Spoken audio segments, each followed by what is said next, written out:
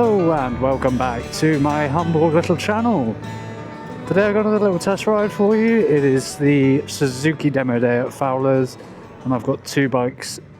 First bike is the Suzuki GSX8R. It's a 779cc inline twin, parallel twin, with around 82 horsepower. Looks like we're taking a slightly different route than last time. I'm very impressed so far.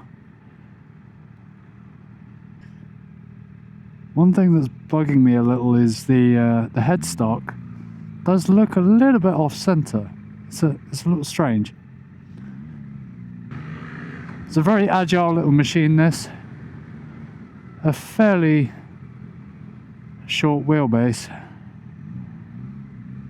So it picks up well, the power's nice and punchy. Certainly feels like a very torquey pickup.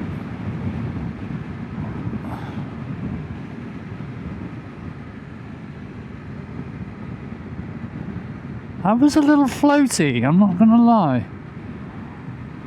Certainly felt like it was kind of floating on air a bit. This definitely feels like more of a kind of sports tourer seating position. It's not leant over. Feet are kind of straight, or legs are straight. So on this particular model you don't get anything like heated grips or auxiliary lights, nothing fancy. It's just a bike, which is fine. You can always add the heated grips later. But from what I've tested so far, manufacturer fitted heated grips are so much nicer than like Oxford heated grips or R&G. And the plus factor being that you can control them from the bike's controls on the handlebars, not have to move your hand to a separate unit. So yeah, manufacturers' ones are growing on me. Oh, we're going on to national now.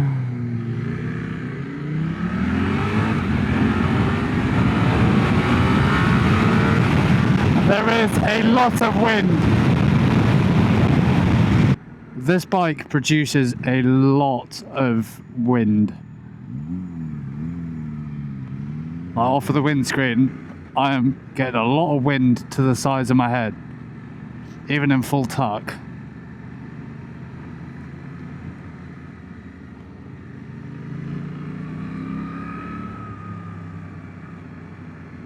And it was very loud because I didn't wear my earplugs. But going full tuck on this thing is not comfortable for someone of a taller build, like 5'11" as I am.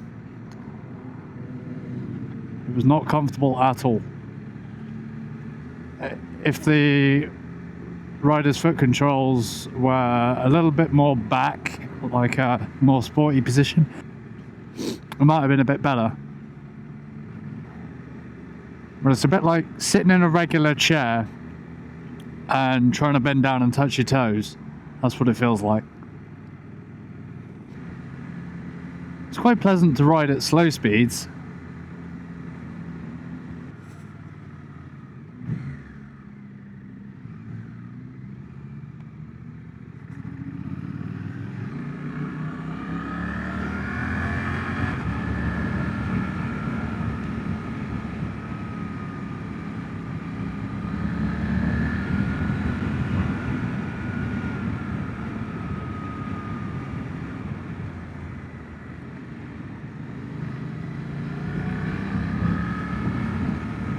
Pheasant.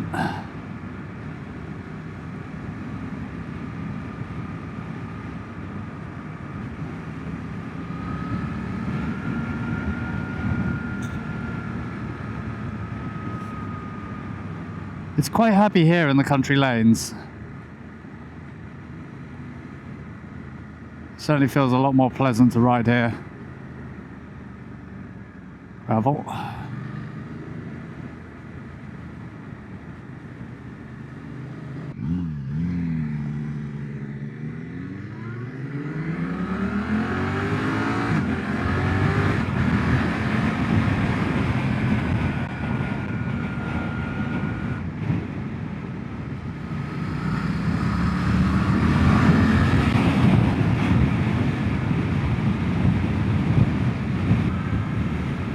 Nice S-bend. She leans in well. I don't have to lean her much for her to go round.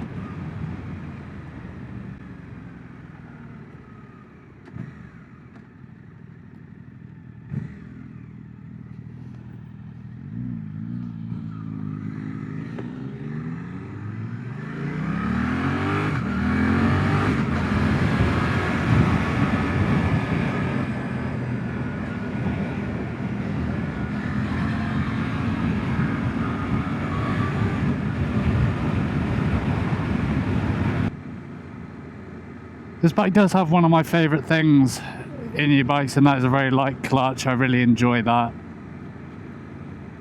If you've seen the other videos from a couple of weeks ago, you'll know how much I enjoyed the clutch on the Transalp and the Africa. This is actually, I would say, a little bit lighter than that. Almost feels like it's not connected. But you can still feel where the bite is. It's not like completely loose. The way this thing rides, it's comparable to things like the Suzuki Bandit, the Yamaha Phaser, the Honda Hornet, bikes like that. That's the kind of position, it's the riding style, the cornering, all of that feels very similar.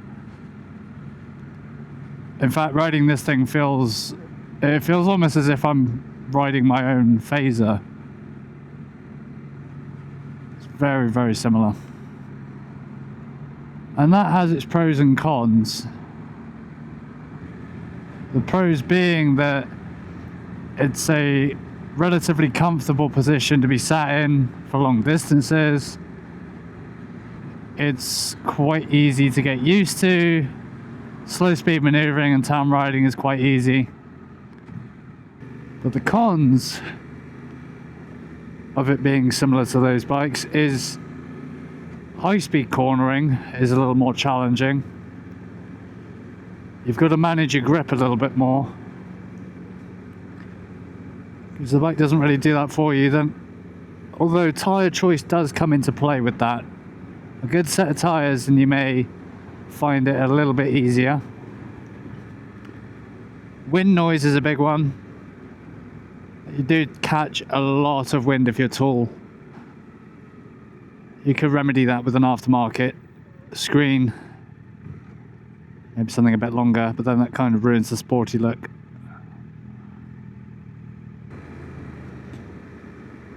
But the difference between the GSX8R and its 600cc similar counterparts is the way it delivers power to you.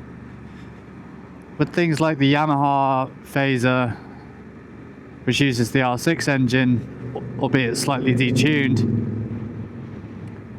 the Phasers, etc., have all their power kind of at the top end of the power band.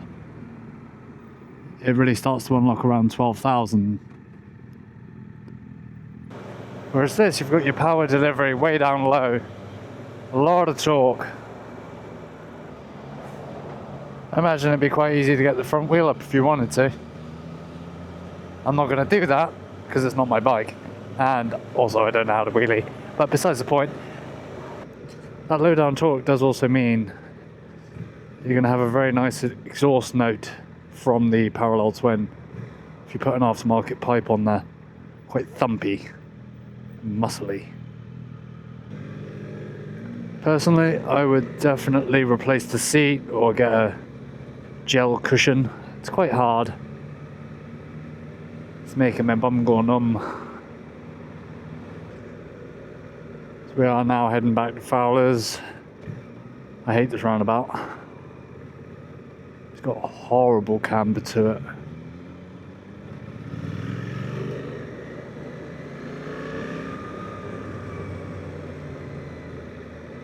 So what are my final closing thoughts on this bike?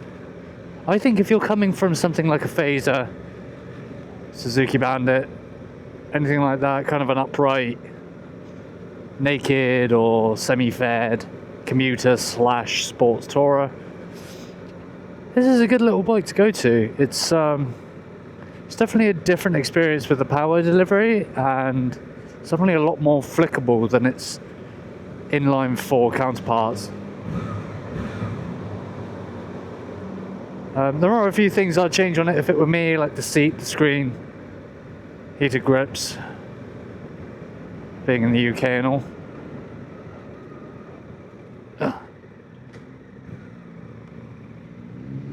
I enjoy it. It's nice. It's definitely fun. It's got a lot of character. But stay tuned. I've got another video coming soon. The V-Strom is coming up. Ride safe. Stay shiny side up. And I'll see you in the next one.